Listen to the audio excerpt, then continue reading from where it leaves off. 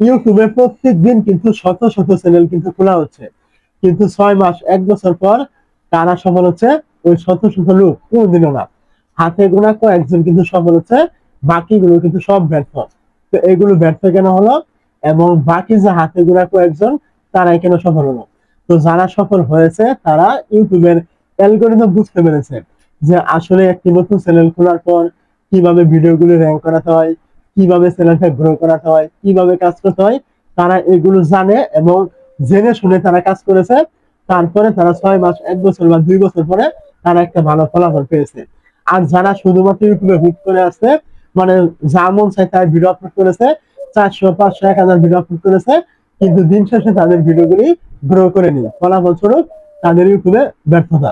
এখন আপনাকে ইউটিউব নিয়ে শুরু করলে, আপনি যে ক্যাটাগরি নিয়ে শুরু করেন না কেন, অবশ্যই আপনাকে ইউটিউবের অ্যালগরিদম আগে বুঝতে হবে, যে ইউটিউব আসলে কিভাবে কাজ করে, ভিডিওগুলি কিভাবে র্যাঙ্ক হয়ে থাকে, চ্যানেলটা কিভাবে গ্রো হয়, এটা আগে আপনাকে বুঝতে হবে।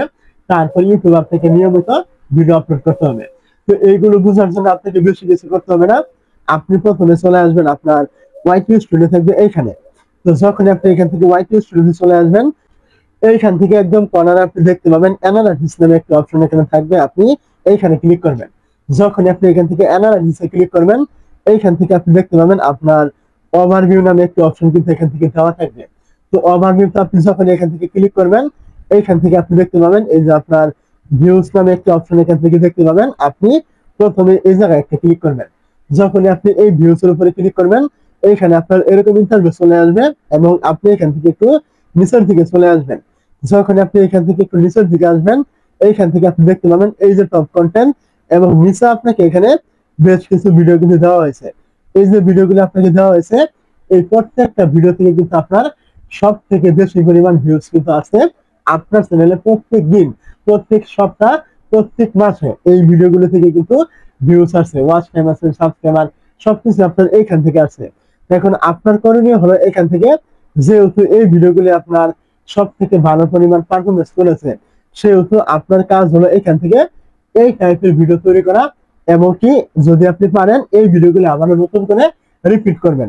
ধরুন কথার কথা বলছি, এখানে একটা ভিডিও দেওয়া রয়েছে, এইখানে ভিডিও দেওয়া রয়েছে, এইখানে রয়েছে। এখন এই ভিডিওগুলো যেহেতু আপনার টপে রয়েছে, ভালো পরিমাণ ভিউজ আসছে, এখন আপনি যদি এই ভিডিওগুলো আবার নতুন করে রিপিট করেন এবং তার সাথে আরো একটা টেকনিক ব্যবহার করতে হবে, এটা আমি বলে দিব।